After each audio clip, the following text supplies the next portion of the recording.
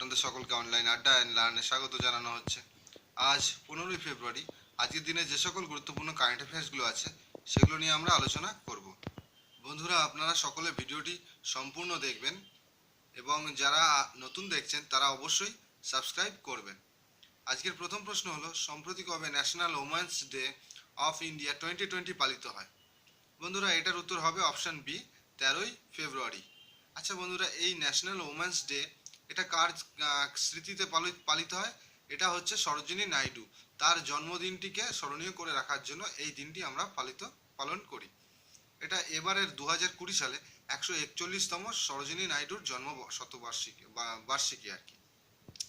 আচ্ছা, সরোজিনী নাইডু হচ্ছে nightingale of India অথবা ভারতের কোকিলা নামে পরিচিত। এই সরোজিনী নাইডু হচ্ছে প্রথম মহিলা গভর্নর বা রাজ্যপাল হয়েছিলেন। তিনি কোথায় হয়েছিলেন? ইউনাইটেড প্রভিন্স, যেটা বর্তমানে ইউপি নামে পরিচিত।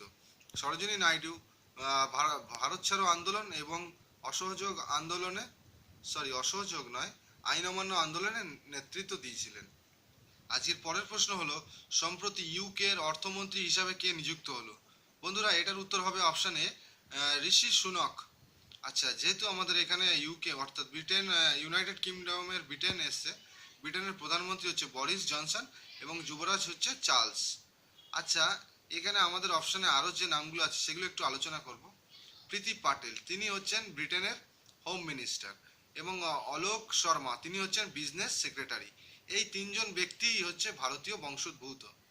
আজকের পরের প্রশ্ন হলো, সম্প্রতি Kolkata east West metro rail line inaugurate করলো কে?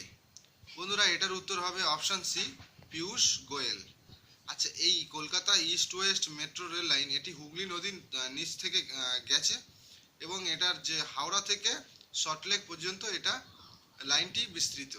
আচ্ছা, যেহেতু আমাদের এখানে কলকাতা হচ্ছে পশ্চিমবঙ্গের রাজধানী এবং পশ্চিমবঙ্গের মুখ্যমন্ত্রী হচ্ছে মমতা ব্যানার্জি এবং রাজ্যপাল জগদীপ ধনখড়। আচ্ছা, এটা যে ইনঅগ্রেট করলো পীযূষ গোয়েল হলেন বর্তমানে ভারতের রেল মন্ত্রী। আজকের পরের প্রশ্ন হলো, সম্প্রতি ক্রিকেটার রবিন সিং কোন দেশের ক্রিকেট দলের ডাইরেক্টর অফ ক্রিকেট নির্বাচিত হলো? বন্ধুরা, এটার উত্তর হবে অপশন বি, ইউএই, ইউনাইটেড আরব আমিরাত। আচ্ছা, যেহেতু আমাদের এখানে ইউএই এসছে, ইউএই এর প্রেসিডেন্ট হচ্ছে খালিফা বিন জায়েদ আল নাহান। আচ্ছা, রাজধানী হচ্ছে আবু ধাবি। আচ্ছা, এর মুদ্রার নাম হচ্ছে ইউএই দিরহাম। বন্ধুরা, আপনারা সকলে ভিডিওটি ঠিক উপরে যে আই বটনটি আছে সেটিতে ক্লিক করলে কয়েকটি প্রশ্ন পাবেন এবং সেটির অ্যান্সার অবশ্যই কমেন্ট করে নিচে জানাবেন। আজকের পরের প্রশ্ন হলো, 15তম ফাইন্যান্স কমিশনের কনস্টিটিউট প্যানেলে কতজন সদস্য নির্বাচিত হলো? এটির উত্তর হবে অপশন সি, 5 জন। আচ্ছা বন্ধুরা, ফাইন্যান্স কমিশন যেহেতু এসছে, কবে গঠিত হয় এটি? 1951 সালে এটি গঠিত হয় এবং বর্তমানে এটার কমিশনার হলেন এন কে সিং। এই 5 জন যে সদস্য হচ্ছে তার চেয়ারম্যান হচ্ছে এন কে সিং এবং বাকি 4 জন হলেন এক্সপেন্ডিচার সেক্রেটারি হচ্ছে টি বি সোমনাথন এবং ডিফেন্স সেক্রেটারি হচ্ছে অজয় কুমার। ফাইন্যান্স কমিশনের সদস্য হচ্ছে এ এন ঝা এবং হোম সেক্রেটারি হচ্ছে অজয় ভাল্লা। আজকের পরের প্রশ্ন হলো, সম্প্রতি the international hockey federation FIH কাকে men player of the year 2019 award দিল? বন্ধুরা, এটার উত্তর হবে অপশান এ, মনপ্রীত সিং। মনপ্রীত সিং হলো ইন্ডিয়ান ক্রিকেট টিমের হকি টিমের ক্যাপ্টেন। এবং অপশান বিতে আছে বিবেক সাগর প্রসাদ। এই ব্যক্তিকেই হচ্ছে ভারতীয় মিডফিল্ডার হকি টিমে এবং তিনি যে পুরস্কারটি পেলেন male rising star of the year 2019। আচ্ছা বন্ধুরা, অপশান সিতে আছে থিয়েরি অয়েল। তিনি হচ্ছেন FIH এর প্রেসিডেন্ট। FIH বলতে দ্য ইন্টারন্যাশনাল হকি ফেডারেশন, তার প্রেসিডেন্ট হচ্ছে থিয়েরি ওয়েল। আর অপশান ডিতে আছে মোহাম্মদ মুস্তাক আহমেদ, তিনি হচ্ছে ভারতীয় হকি বোর্ডের প্রেসিডেন্ট। আজকের পরের প্রশ্ন হলো, সম্প্রতি সুষমা স্বরাজের নামে কোন সংস্থার নাম রাখা হলো? বন্ধুরা, এটার উত্তর হবে অপশান এ এবং বি, দ্য প্রবাসী ভারতীয় কেন্দ্র এবং দ্য ফরেন সার্ভিস ইনস্টিটিউট। আচ্ছা, এই দুটো সংস্থার নাম পরিবর্তন করে কি রাখা হলো?